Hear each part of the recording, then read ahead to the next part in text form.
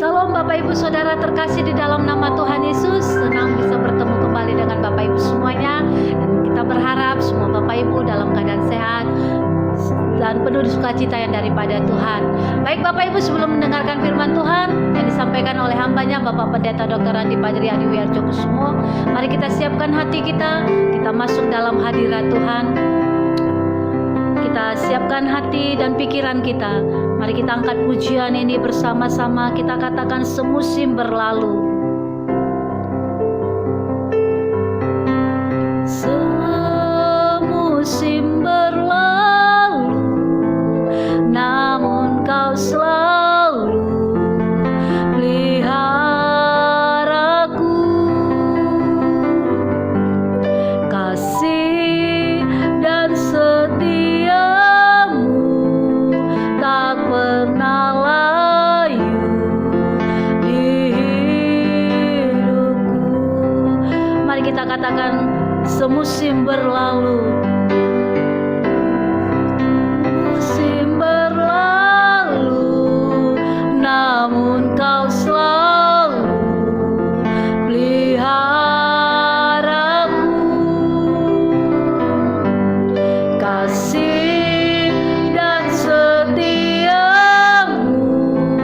tak pernah layu di hidupku. Lebih luas dari samudra, dari samudra, kebaikanmu Bapa takkan habis di hidupku. Lebih tinggi dari cakrawala, tak terbatas kasih-Mu. Sungguh ku bersyukur. Mari Bapak Ibu, kita angkat pujian ini bersama-sama dari awal. Kita naikkan suara kita di hadapan Tuhan. Amin. Namun kau selalu peliharaku. Kasih dan setiamu tak pernah layu di hidupku. Mari kita angkat tangan kita, katakan lebih luas dari samudra, kebaikan-Mu Bapa takkan habis di hidupku. Lebih tinggi dari cakrawala, tak terbatas kasih-Mu. Sungguh ku bersyukur.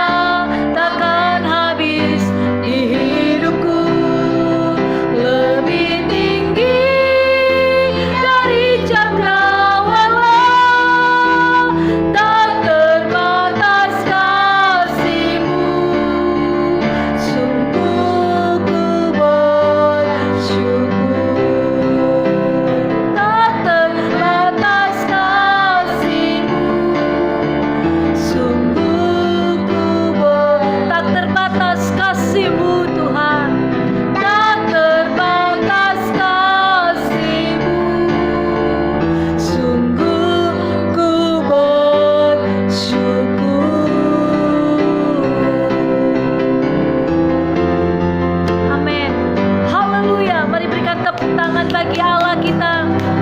Sungguh tak terukur kasih setiamu Tuhan dalam hidup kami. Haleluya. Terima kasih Tuhan.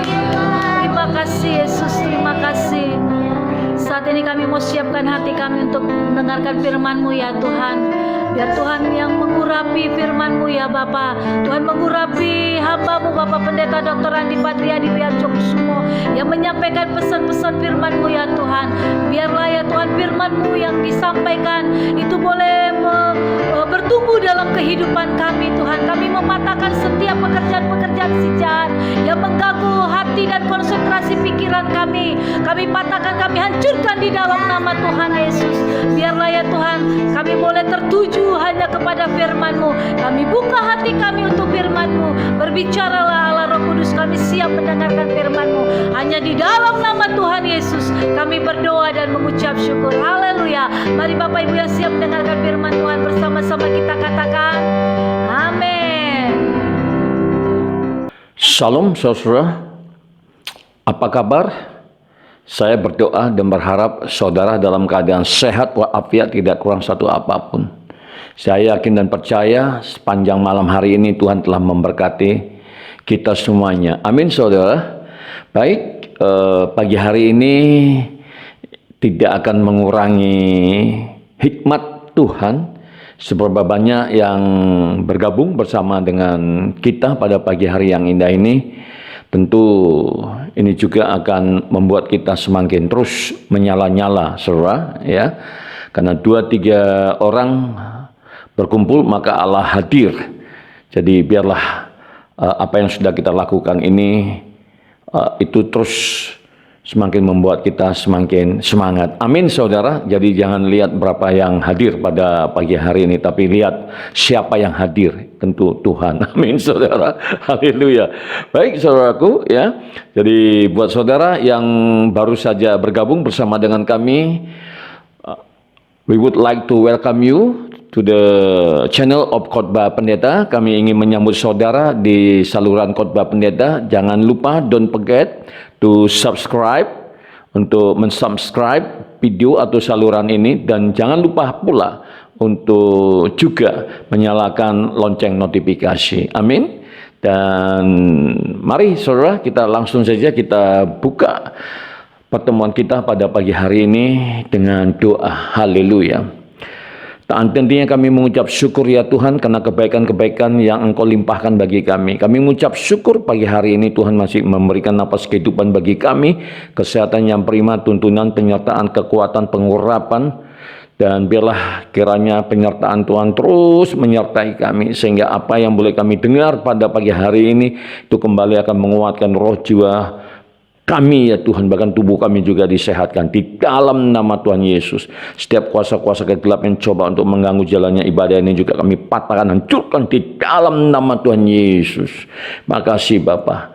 Di dalam nama Tuhan Yesus kami telah berdoa dan mengucap syukur. Haleluya. Amin. Amin. Saudara kasih dalam nama Tuhan Yesus. Sungguh sangat luar biasa. Tentu saya juga ingin menyambut saudara yang selama ini bersama dengan saya, ya, kita telah bersama-sama saudara, dan tentu doa saya kita sama-sama bertumbuh di dalam Kristus. Saudara yang ada di Ufuk Barat, yang ada di Ufuk Timur, dari Sabang sampai Merauke, demikian juga saudara seiman yang ada di luar negeri, yang ada di Malaysia, Singapura, Timor Leste, Taiwan, bahkan Amerika juga. Tentunya saya sangat mengapresiasi keberadaan saudara yang bersama dengan saya selama ini. Biarlah saya berdoa, damai sejahtera Allah turun atas saudara sekalian. Amin saudara. Baik saudara, malam hari ini saya akan membawa satu renungan saudara yang saya beri judul yaitu hidup dalam panggilan Tuhan. Nah ini perlu juga saudara ya kita menggali lagi saudara, khususnya di masa-masa sulit ini saudara, bagaimana supaya kita hidup dalam panggilan Tuhan saudara. Maka suka tidak suka saudaraku ya, kita harus membuka Alkitab kita yang saya ambil dari 1 Timotius 6 pasalnya ya, 1 Timotius 6 ayatnya yang ke-12. Di sana dikatakan demikian, bertandinglah dalam pertandingan iman yang benar dan rebutlah hidup yang kekal. Untuk itulah engkau telah dipanggil dan telah engkau ikrarkan ikrar yang benar di depan banyak saksi. Saudara, pagi hari ini saya mau bertanya kepada saudara, berapa banyak yang mau diberkati? Haleluya. Ya, saya ingin katakan kepada saudara bahwa belum tentu orang yang kaya, maksud saya yang memiliki materi, harta benda berlimpah diberkati, saudara. Bila hal tersebut merujuk pada pengalaman saya di ladang pelayanan. Begini saudara, saya seringkali menemukan orang-orang percaya yang datang ke gereja, lalu menemui saya untuk minta didoakan saudaraku. Nah, tentu sebagai akademisi saya suka mengamati saudara, ya, melakukan penelitian kecil-kecilan saudara dengan cara mengamati. Namun kehidupan mereka dihimpit dengan berbagai permasalahan hidup. Padahal saudara, waktu datang ke gereja dengan mobil atau kendaraan mewah. Apa yang ingin saya katakan kepada saudara sekarang, bahwa harta benda melimpah tidak dapat dijadikan sandaran sebagai jaminan kita diberkati. Buktinya apa yang baru saya sampaikan tadi? Mari kita mengucap syukur kepada Tuhan kalau saudara juga mengalami banyak tekanan hidup ketika saudara melayani Tuhan, melaksanakan amanat agung yang diperintahkan oleh Tuhan. Mengapa? Karena saudara menderita disebabkan mengerjakan panggilan Tuhan dalam kehidupan saudara. Itu artinya saudara menderita, namun ada Tuhan bersama saudara. Saya katakan jangan sampai saudara menderita, tapi Tuhan tidak bersama dengan saudara. Hidup ini pilihan. Apakah saudara menderita bersama dengan Tuhan, atau saudara hidup menikmati indahnya kemewahan dunia bersama dengan iblis? Karena ingat, iblis selalu menawarkan hal-hal yang indah sepanjang saudara mau menyembahnya. Saudara, dari penelitian saya melalui pengamatan dan pengalaman empiris yang saya lakukan, bahwa kadang-kadang pribadi-pribadi yang dipilih Tuhan justru menghadapi masa-masa sulit karena ketaatannya terhadap Tuhan. Mungkin saudara berkata seperti ini, katanya ikut Tuhan diberkati, tapi kok justru masalah demi masalah yang saya hadapi. Saudara, jika saudara mengalami hal seperti itu, saya katakan bersyukurlah. Mengapa? Karena indikator atau tanda-tanda orang yang dipilih Tuhan hidupnya tidak mudah. Bagaimana saudara mau mengalami mujizat kalau saudara sendiri tidak mau menghadapi masalah?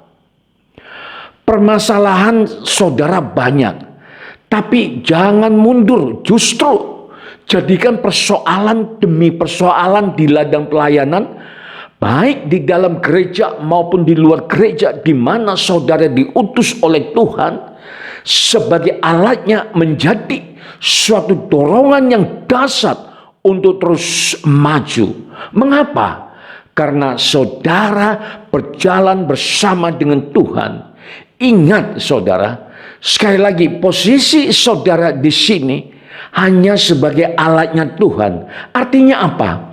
Persoalan yang sedang saudara hadapi adalah miliknya Tuhan.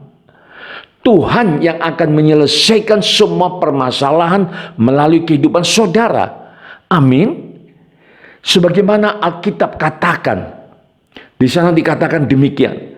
Sebab itu aku tidak berlari tanpa tujuan, dan aku bukan petinju yang sembarangan saja memekul. Saudara, seringkali hal ini yang terjadi dengan kehidupan kita, sehingga muncul berbagai pertanyaan berikut ini. Yang pertama, kita ingin sekali berlari dan berlari, tapi mau lari kemana? Yang kedua, kita mau bersemangat, tapi semangat untuk apa? Lalu pertanyaan yang ketiga, semua orang ingin dipakai Tuhan, tapi apakah kita mengerti yang Tuhan inginkan? Keempat, tujuan Tuhan buat kita apa? 4 pertanyaan tersebut yang menginspirasi dan mendorong saya untuk berbicara tentang kehidupan berkemenangan. Saudara kekasih di dalam nama Tuhan Yesus, sebagaimana saya katakan di awal, bahwa setiap orang akan mengalami masa-masa sulit dalam hidupnya. Tapi setiap orang bereaksi berbeda ketika masa-masa sulit itu menghampiri mereka. Saya ingin mengatakan kepada saudara bahwa penyertaan Tuhan tidak selalu ditandai dengan berkat keuangan. Penyertaan Tuhan tidak selalu ditandai dengan kekayaan. Saya juga ingin mengatakan kembali bahwa belum tentu orang yang kaya itu diberkati. Saudara, banyak orang kaya yang anggota keluarganya seperti anak-anaknya tidak bisa diandalkan. Mengapa? Karena ada yang malah terlibat dengan narkoba. Ada yang rumah tangganya malah berantakan. Namun ada orang yang tidak kaya, tapi anak-anaknya lulus sekolah semua, jadi sarjana semua, jadi profesional dan melayani Tuhan semua. Nah, apakah dengan demikian saudara ingin berkata penyertaan Tuhan adalah hanya berbicara tentang kekayaan? Saya sudah mengamati sendiri bahwa kekayaan bukan salah satu tanda, tetapi berkat Tuhan akan menyertai orang yang berkenan kepada Tuhan. Amin, saudara. Sekalipun kita harus melewati masa-masa sulit dalam hidup kita, melewati tantangan-tantangan, saya ingin mengatakan selalu ada penyertaan Tuhan ketika kita tetap bisa bersuka cita di tengah tekanan. Ketika kita tetap bisa menjaga damai sejahtera di tengah-tengah masalah. Saudara kekasih di dalam nama Tuhan Yesus, hidup melayani Tuhan itu tidak gampang. Mereka yang dipilih oleh Tuhan di Alkitab mengalami banyak kesulitan dan tantangan dalam kehidupan mereka. Saya ingin memberikan beberapa contoh kepada saudara. Pertama, Maria. Kita tahu bahwa Maria dipilih oleh Tuhan untuk mengandung dari Roh Kudus. Pada zaman Maria tidaklah gampang untuk menceritakan kepada orang bahwa dia mengandung dari Roh Kudus.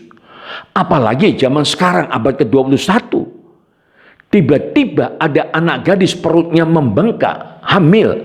Terus dia berkata seperti ini, "Aku hamil dari Roh Kudus." Saya ingin sampaikan kepada saudara, enggak gampang. Bisa paham maksud saya, saudara. Tapi Maria menerima tantangan itu. Pemilihan Tuhan dalam kehidupan Maria ketika dia mendapatkan perkenanan Tuhan, memperoleh kasih karunia di mata Tuhan, dan dipilih untuk menjadi ibu dari Yesus yang dikandung dari Roh Kudus. Saya ingin sampaikan kepada saudara, malah mendatangkan musibah bagi hidupnya. Mengapa, saudara? Karena dia harus berlari. Dia pergi ke rumah Elizabeth. Mengapa? Karena perutnya mulai menonjol dan kelihatan. Kalau dia tidak lari, orang banyak akan membunuh dia. Itu menurut hukum dan budaya Yahudi. Kemudian saudara tahu, kalau saudara pernah ke Israel, bayangkan Maria duduk di atas onta atau kuda.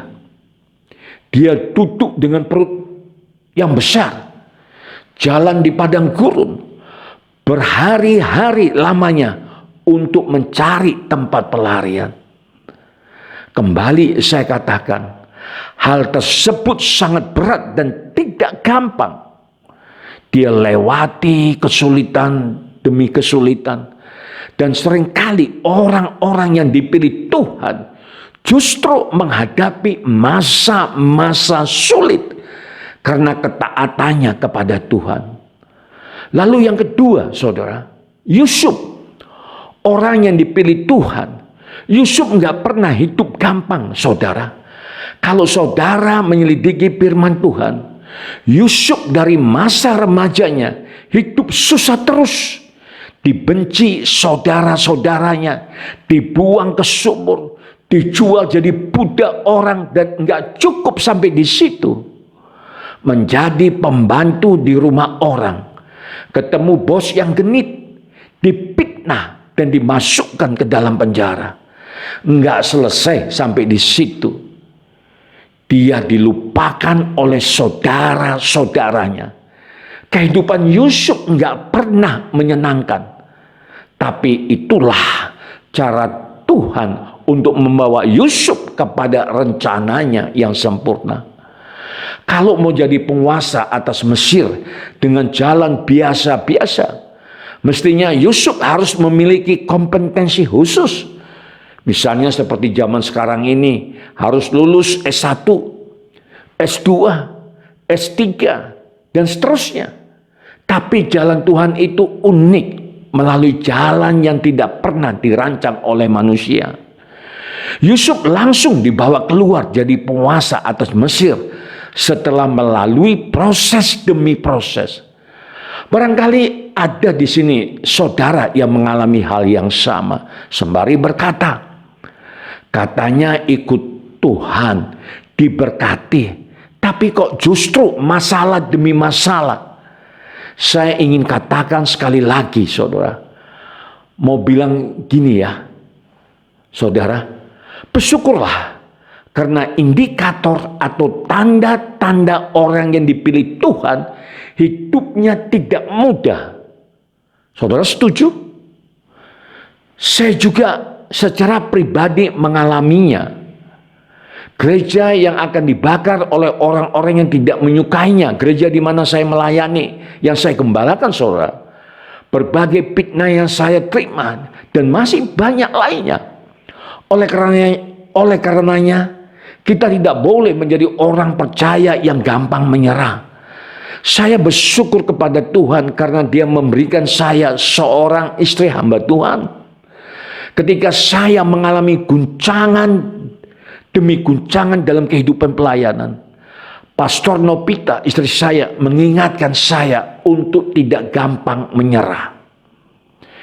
Dia selalu berkata kepada saya, kita ini enggak boleh jadi orang Kristen gampangan yang imannya murahan. Punya masalah sedikit langsung menyerah. Untuk apa kita punya iman kalau kita takut sama tantangan? Ujarnya kepada saya. Saudara, saya setuju dengan apa yang diucapkan oleh Pastor Nopita. Justru masa-masa sulit datang untuk membuktikan bahwa Tuhan hidup dan Dia berkarya dalam hidup kita. Amin, saudara. Bagaimana saudara akan mengalami mukjizat kalau saudara lari dari masalah? Dengar baik, di saat ekonomi sedang lesu, jual rumah enggak laku-laku, jual tanah sulit, bisnis sepi, cash flow macet. Dengar saudara, waktunya bagi saudara untuk mendekat kepada Tuhan, mencari wajahnya. Di masa-masa sulit ini adalah waktunya kita berbenah diri. Kita boleh introspeksi diri, dan kita memulai lakukan apa yang seharusnya kita lakukan, yaitu mengandalkan Tuhan. Amin, saudara. Firman Tuhan berkata, hidup adalah sebuah pertandingan.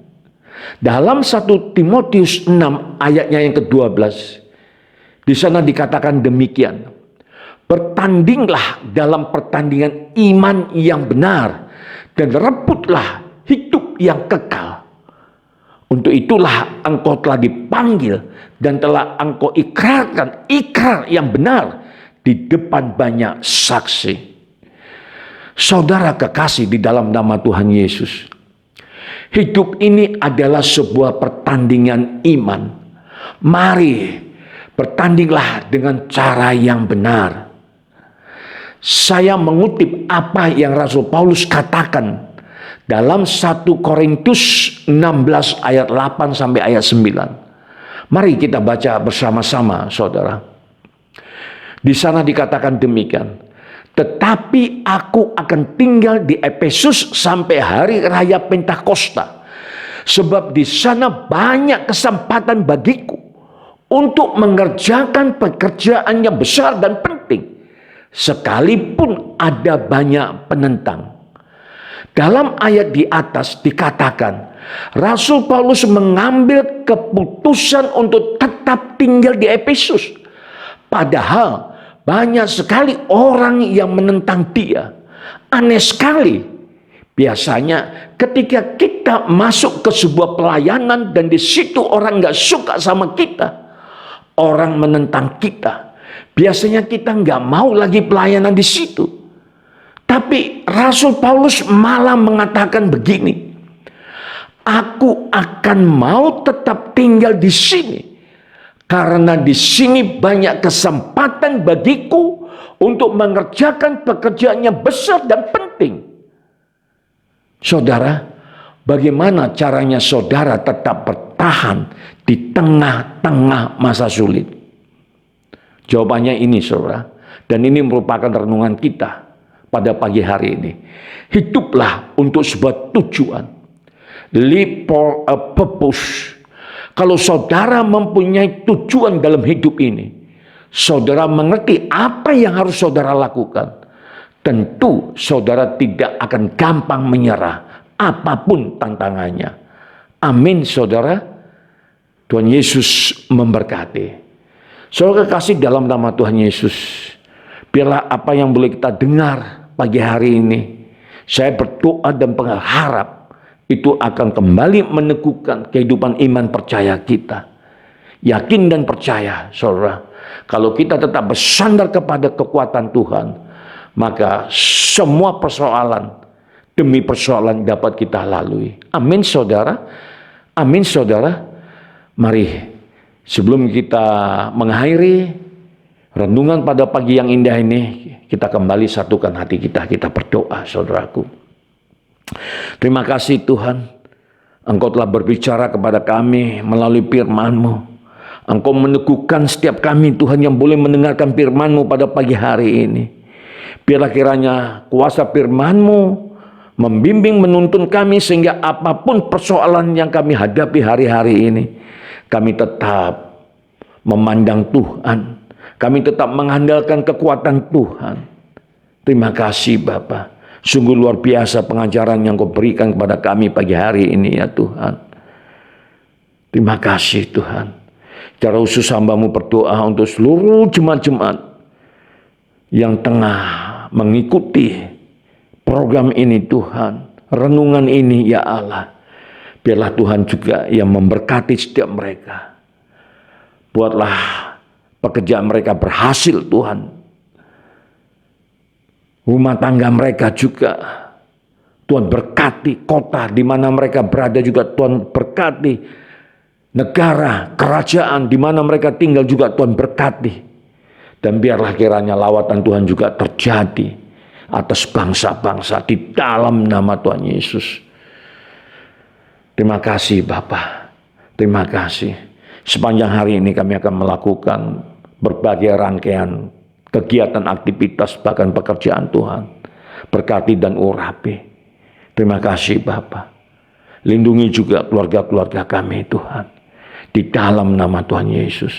Mari saudara-saudara, sebelum kita mengakhiri ibadah kita, Arahkanlah hati saudara ke surga. Terimalah berkat, anugerah, sukacita, damai sejahtera dari Allah Bapa di surga.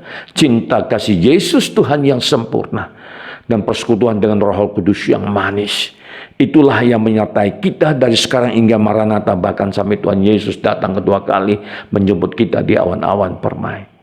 Kita yang percaya dan telah diberkati bersama-sama kita katakan amin. Amin saudara. Kembali saya mengucapkan terima kasih banyak telah bersama dengan saya untuk terus mendalami firman Tuhan. Dari ladang misi, ladang pelayanan di Medan, saya mengucapkan salam sejahtera, salam sehat, sukses selalu. Tuhan Yesus memberkati. Shalom.